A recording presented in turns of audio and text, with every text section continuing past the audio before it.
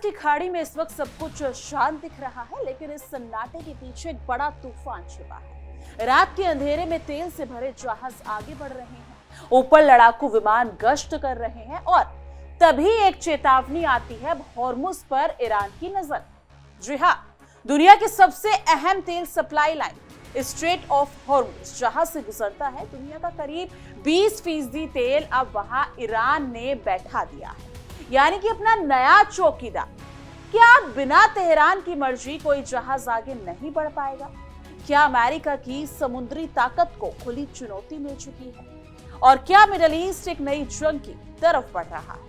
आज समझेंगे हॉर्मुज पर ईरान की नई चाल, अमेरिका की बढ़ती टेंशन और दुनिया पर मंडराता बड़ा ऊर्जा संकट। नमस्कार दोस्तों, आप देख रहे हैं इंडिया डेली और मैं हूं आपके साथ तानिया त्यागी और हमारा खास शो विश्व युद्ध।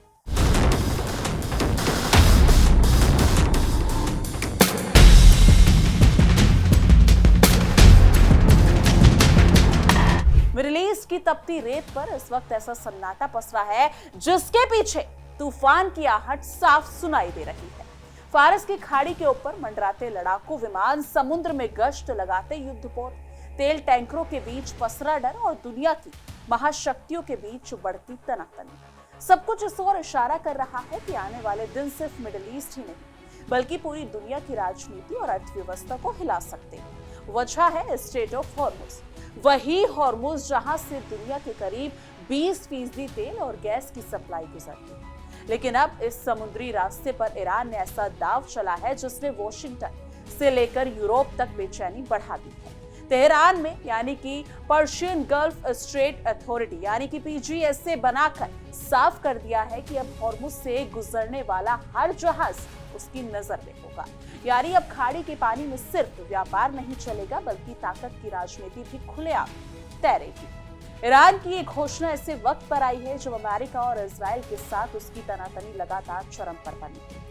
28 फरवरी के बाद से जिस तरह मिडिल ईस्ट में हालात बिगड़े, उसने पूरी दुनिया को डरा दिया। अमेरिकी और इजरायली कार्रवाई के बाद ईरान ने जिस आक्रामक अंदाज में जवाब दिया, उसने साफ कर दिया है कि तेहरान अब सिर्फ बयानबाजी नहीं करेगा बल्कि रणनीतिक मोर्चे पर भी अपनी पकड़ मजबूत करेगा।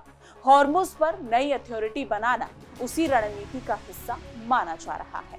ईरान समझता है कि अगर दुनिया की ऊर्जा सप्लाई उसकी निगरानी में आ गई तो अमेरिका समेत पश्चिमी देशों पर उसका दबाव कई गुना बढ़ जाएगा। और यही वजह है कि अब हॉर्मुज स्ट्रेट समुद्री रास्ता नहीं बल्कि ग्लोबल पावर गेम का सबसे बड़ा अखाड़ा बन चुका है। देखिए हमारी एक खास रिपोर्ट हमारे सहयोगी विवेक शांडिल्य के साथ। आखिरकार क्यों एक सुपर पावर मुल्क किसी कमजोर देश के सामने बार बार डील की बात करेगा? आखिरकार क्यों एक सुपर पावर देश हथियार डालकर बातचीत की पेशकश करेगा जबकि हमले का ऑप्शन उसी सुपर पावर ने चुना? आखिर अमेरिका ईरान जैसे देश के सामने सरेंडर मोड में क्यों है? आज मैं बताऊंगा इसकी इनसाइड स्टोरी आपको। अमेरिका और ईरान की जंग में 40 दिन की लड़ाई और 40 दिन सीजफायर के पूरे हो गए और इस 80 दिन में अमेरिका और ईरान को काफी हद तक नुकसान हुआ। कई अमेरिकी सैनिक मारे गए, अमेरिकी हथियार तक तबाह हो गए। लेकिन वो सच जो दुनिया को नहीं पता है, उसके बारे में अमेरिकी सीनेटर ने रिपोर्ट जारी की है और जो दावा किया जा रहा है इस रिपोर्ट के जरिए, उससे दुनिया सन्न रह गई है। जिन अमेरिकी हथियारों को बहुत अत्याधुनिक माना जाता था, जिस सेना के सामने कोई लड़ने की हिमाकत नहीं दिखाता था, उन्हीं हथियारों को और उसी आर्मी को हॉर्मुज में डुबो दिया ईरान ने। 12 मई 2026 को अमेरिकी सीनेट की एक समिति में बहस छिड़ी जिसने पूरे अमेरिका को हिला दिया और अमेरिकी हथियारों की सच्चाई पूरी दुनिया के सामने रख दी। डेमोक्रेटिक कांग्रेसमैन एड केस ने पेंटागन के मुख्य वित्तीय अधिकारी जे हर्स्ट के सामने एक सीधा सवाल रखा और कहा कि हमने 42 विमान खोए हैं, क्या यह सच है? इस सवाल पर पेंटागन के अधिकारियों ने फिर वही रटा रटाया जवाब दिया तोते की तरह कि दिस इज क्लासिफाइड इंफॉर्मेशन। ये एक खुफिया जानकारी है और हम आपको नहीं बता सकते। का विमानों की मरम्मत की लागत का अनुमान लगाना बहुत मुश्किल है और कितने विमान तबाह हुए हैं इसकी जानकारी हम आपको लिखित में दे देंगे।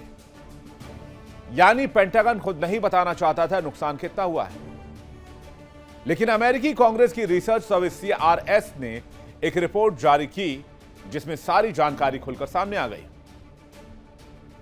CRS की रिपोर्ट यह बताती है कि इस लड़ाई में 42 लड़ाकू और रोटरी विंग विमान तबाह बर्बाद कर दिए गए, जिसमें ड्रोन भी शामिल हैं, जिसमें अवैक्स भी हैं, जिसमें फाइटर जेट भी हैं, जिसमें कार्गो विमान भी हैं।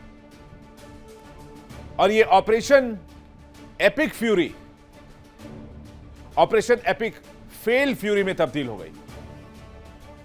और यही मुख्य वजह है कि अमेरिका इस जंग से पीछे हट रहा है, क्योंकि अमेरिका के पास खर्च करने को इतने पैसे नहीं है। डोनाल्ड ट्रंप ने इतना कमा कर अमेरिका में लेकर नहीं आए जितना वो गवा चुके 40 दिन की लड़ाई में। यही वजह है कि अमेरिका गल्फ ऑफ ओमान में ब्लॉकेट डालकर चुपचाप बैठा हुआ है और ईरान के साथ डील खेल रहा है, क्योंकि लड़ने की औकात बची नहीं। इन विमानों की दास्तान बताएंगे नुकसान कितना है, बताएंगे किन लागत से बनाए गए। इस जंग में सबसे ज्यादा अमेरिका को नुकसान हुआ वो है MQ-9 रीपर ड्रोन्स को लेकर। खबरों की माने तो करीब 24 MQ-9 रीपर ड्रोन ईरान ने तबाह कर दिए। यह इस युद्ध का सबसे बड़ा नुकसान है। ईरान द्वारा MQ-9 रीपर ड्रोन्स को मार गिराना अमेरिका के नुकसान में सबसे बड़ा हिस्सा रहा है। इन्हें ईरानी हवाई क्षेत्र के अंदर गहरे मिशन के लिए तैनात किया गया था, वो मिशन जो मानव चालकों के लिए बहुत जोखिम भरे थे। और अनुमान के मुताबिक 24 ड्रोन्स मार गिराए गए और ये सस्ते नहीं होते हैं। एक ड्रोन जो इस वक्त आप तस्वीरों में देख रहे हैं, इसकी लागत $15 करोड़ है। और $15 करोड़ को हिंदुस्तानी रुपए में अगर आप जाना चाहते हैं तो ये लगभग 1300 करोड़ के आसपास का हिसाब किताब है एक ड्रोन। स्ट्रेट ऑफ हॉर्मुज की अहमियत को समझना जरूरी। यह छोटा सा जलमार्ग फारस की खाड़ी को अरब सागर और हिंद महासागर से जोड़ता है, लेकिन इसकी असली ताकत इसके भूगोल में नहीं बल्कि उस तेल और गैस में छिपी है जो हर दिन यहां से गुजरता है। सऊदी अरब, इराक, कुवैत, UAE और ईरान जैसे तेल उत्पादक देशों का कच्चा तेल इसी रास्ते से दुनिया तक पहुंचता है। दुनिया की बड़ी अर्थव्यवस्थाएं चीन, भारत, जापान, दक्षिण कोरिया और यूरोप किसी न किसी रूप में इस रास्ते पर निर्भर है। यही कारण है कि जब भी हॉर्मुज का नाम किसी संकट से जुड़ता है, अंतरराष्ट्रीय बाजार में तेल की कीमतें उछलने लगती हैं। ईरान ने अब इस जलमार्ग पर निगरानी के नाम पर अपनी नई ताकत बैठा दी। ईरानी संसद की राष्ट्रीय सुरक्षा समिति के प्रमुख इब्राहिम अजीजी ने कहा कि ये संस्था हॉर्मुज में ट्रैफिक मैनेजमेंट के लिए बनाई गई है, लेकिन दुनिया जानती है कि मिडिल ईस्ट में सुरक्षा शब्द का मतलब अक्सर रणनीतिक दबदबा होता है। यानी कि ईरानी मीडिया ने साफ कहा है कि PGSA का मकसद स्ट्रेट ऑफ हॉर्मुज पर ईरान की संप्रभुता लागू करना है। यानी अब तेहरान ये दिखाना चाहता है कि खाड़ी का असली मालिक वही है। सबसे ज्यादा हलचल उस वक्त मची जब खबर आई कि जहाजों को नए नियम और शर्त, यानी कि अगर देखा जाए तो ईमेल के जरिए भेजी जा रही है। सिर्फ इतना ही नहीं, ईरान ने यह भी कहा कि हॉर्मुज से गुजरने वाले जहाजों को टोल देना होगा। यानी अब दुनिया की ऊर्जा सप्लाई पर नजर के साथ साथ कंट्रोल की भी कोशिश शुरू हो चुकी है। नहीं, यानी कि अगर देखा जाए तो कई विश्लेषकों का मानना है कि यह कदम सिर्फ आर्थिक नहीं बल्कि मनोवैज्ञानिक दबाव बनाने के लिए उठाया गया है। ईरान दुनिया को ये संदेश देना चाहता है कि अगर उस पर दबाव बनाया गया तो वो दुनिया की सबसे महत्वपूर्ण तेल सप्लाई लाइन को अपनी शर्तों पर चला सकता है। अमेरिका के लिए स्थिति बेहद असहज है। दशकों से अमेरिका खुद को खाड़ी का सबसे बड़ा सुरक्षा गारंटर बताता आया। अमेरिकी नौसेना की मौजूदगी, एयरक्राफ्ट करियर और सैन्य ठिकानों का मकसद हमेशा यही बताया गया है कि समुद्री रास्ते खुले रहे। लेकिन अब हालात ऐसे हैं कि ईरान उसी खाड़ी में अमेरिका की ताकत को खुली चुनौती दे रहा है। वॉशिंगटन लगातार ये दिखाने की कोशिश करता रहा है कि दुनिया की समुद्री सुरक्षा उसी के हाथ में, लेकिन तेहरान की नई चाल ने उस दावे की हवा निकाल दी है। एक कहावत है ना, ऊंची दुकान फीका पकवान, ये तो हर किसी ने ही सुनी। अमेरिका की हालत इस वक्त कुछ वैसी ही नजर आ रही है। ईरान ने यह भी समझ लिया है कि अमेरिका सीधे युद्ध से बचना चाहता है। अफगानिस्तान और इराक की लंबी लड़ाइयों ने अमेरिका को पहले ही भारी नुकसान पहुंचाया है। अमेरिकी जनता भी अब नए युद्धों के पक्ष में नहीं दिखती। यही वजह है कि तेहरान लगातार ऐसे कदम उठा रहा है जो सीधे युद्ध तो ना हो, लेकिन अमेरिका की रणनीतिक मुश्किलें बढ़ाते रहे। हॉर्मुज पर नई अथॉरिटी बनाना भी उसी ग्रे वॉरफेयर का हिस्सा माना जा रहा है। इजराइल की भूमिका ने भी इस पूरे संकट को और खतरनाक बना दिया है। अमेरिका और इजराइल की कार्रवाई के बाद ईरान ने साफ संकेत दिए हैं कि अगर उसके हितों को नुकसान पहुंचा तो जवाब सिर्फ जमीन पर नहीं मिलेगा बल्कि समुद्र में भी दिखाई देगा। यही वजह है कि फरवरी के बाद से हॉर्मुज में कई जगहों की आवाजाही प्रभावित हुई है। कई शिपिंग कंपनियों ने अपने रूट बदलने शुरू कर दिए हैं। बीमा कंपनियों ने प्रीमियम बढ़ा दिए और तेल बाजार में डर का माहौल बन गया। ऊर्जा बाजार पहले ही कई संकटों से जूझ रहा है। रूस यूक्रेन युद्ध ने दुनिया को दिखा दिया है कि तेल और गैस सिर्फ ऊर्जा का सवाल नहीं बल्कि भू राजनीतिक हथियार भी है। अब मिडिल ईस्ट का तनाव उस संकट को और बढ़ा सकता है। अगर हॉर्मुज कुछ दिनों के लिए भी प्रभावित होता है तो तेल की कीमतें आसमान छू सकती हैं। इसका असर सिर्फ पेट्रोल पंप तक सीमित नहीं रहेगा। महंगाई बढ़ेगी, सप्लाई चेन टूटेगी और कई देशों की अर्थव्यवस्था हिल सकती है। इसी डर के बीच अमेरिका ने रूसी तेल खरीद पर 30 दिन की राहत देकर बड़ा फैसला लिया। अमेरिकी वित्त मंत्रालय ने कहा कि इसका मकसद वैश्विक ऊर्जा बाजार को स्थिर रखना। लेकिन दुनिया ये सवाल पूछ रही है कि जो अमेरिका कल तक रूस पर सख्त प्रतिबंधों का ढोल पीट रहा था वही आज राहत क्यों दे रहा। असल में वॉशिंगटन को डर है कि अगर हॉर्मुज के संकट और गहराया तो दुनिया में तेल की भारी कमी हो सकती है। इसलिए वही अमेरिका मजबूरी में रूसी तेल के लिए रास्ते खोलता नजर आ रहा है। अमेरिकी वित्त मंत्री स्कॉट बेसेंट ने कहा कि समुद्र में फंसे रूसी तेल तक पहुंच देने के लिए 30 दिनों का सामान्य लाइसेंस जारी किया जाएगा। अमेरिका का कहना है कि यह कदम ऊर्जा असुरक्षित देशों की मदद के लिए उठाया गया है, लेकिन आलोचक इसे अमेरिका की डबल पॉलिसी बता रहे हैं। एक तरफ प्रतिबंधों की बात, दूसरी तरफ जरूरत पड़ने पर राहत। यानी जब खुद पर बनती है तो सारे सिद्धांत धरे के धरे रह जाते हैं। भारत ने इस पूरे मामले में बेहद संतुलित लेकिन सख्त रुख अपनाया। भारत ने साफ कर दिया है कि उसकी तेल खरीद नीति किसी बाहरी दबाव से तय नहीं होगी। पेट्रोलियम मंत्रालय के संयुक्त सचिव सुजाता शर्मा ने कहा कि भारत पहले भी रूस से तेल खरीद रहा था, अब भी खरीद रहा है और आगे भी अपने राष्ट्रीय हितों के मुताबिक फैसले लेगा। दिल्ली का ये बयान इसलिए अहम माना जा रहा है क्योंकि दुनिया की बड़ी ताकतें इस वक्त ऊर्जा को लेकर अपने अपने खेमे में बनी रही। भारत अच्छी तरह समझता है कि ऊर्जा सुरक्षा किसी भी देश की आर्थिक रीढ़ होती है। अगर तेल सप्लाई प्रभावित होती है तो उसका असर उद्योगों से लेकर आम आदमी की जेब तक पहुंचता है और यही वजह है कि भारत इस संकट में संतुलन की नीति अपनाने की कोशिश कर रहा है। एक तरफ अमेरिका के साथ रणनीतिक रिश्ते, दूसरी तरफ रूस से सस्ता तेल और मिडिल ईस्ट के साथ आर्थिक जुड़ाव। दिल्ली इस पूरे खेल में बेहद सावधानी से कदम रख रही है।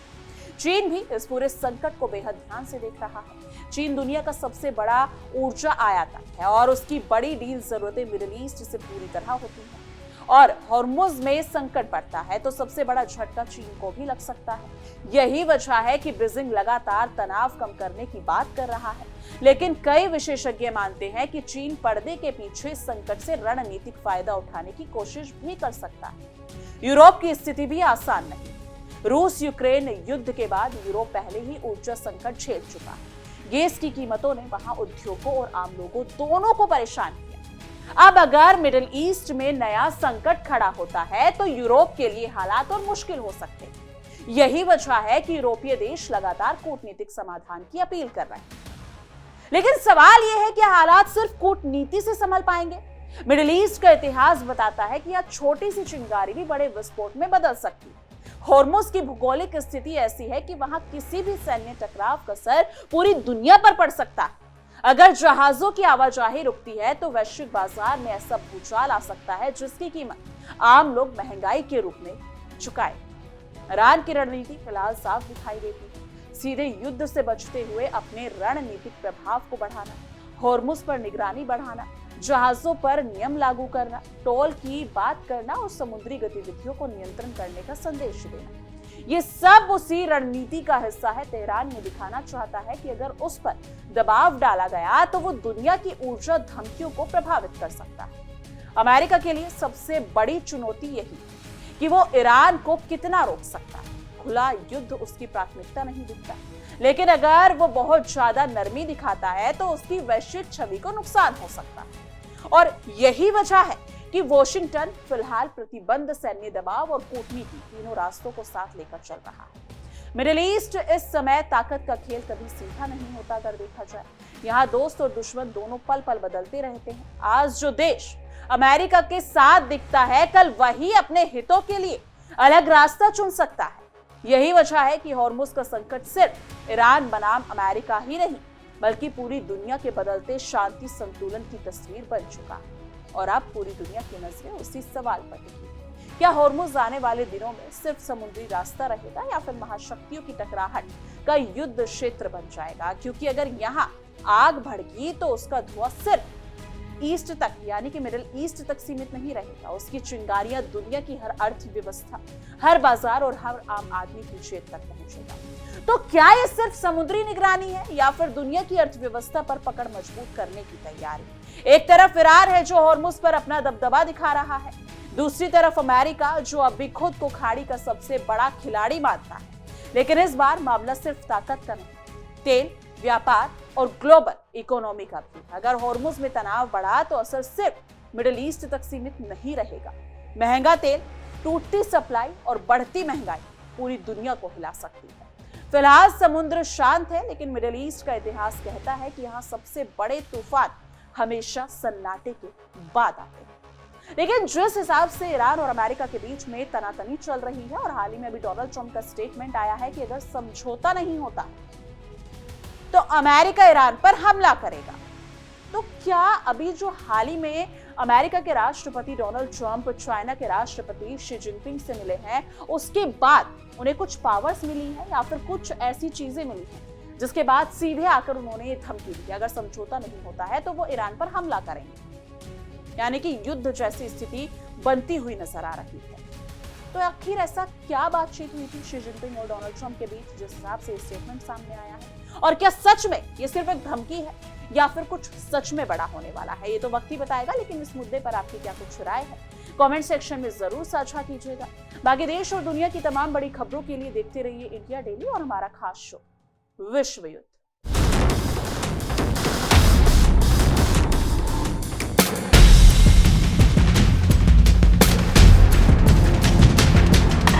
देखिए इंडिया डेली 24/7 अब आपकी स्मार्ट टीवी पर। इंडिया डेली मौजूद है सभी डिजिटल प्लेटफॉर्म पर लाइव और लगातार। इंडिया डेली 24/7 हर दिन राष्ट्र को समर्पित।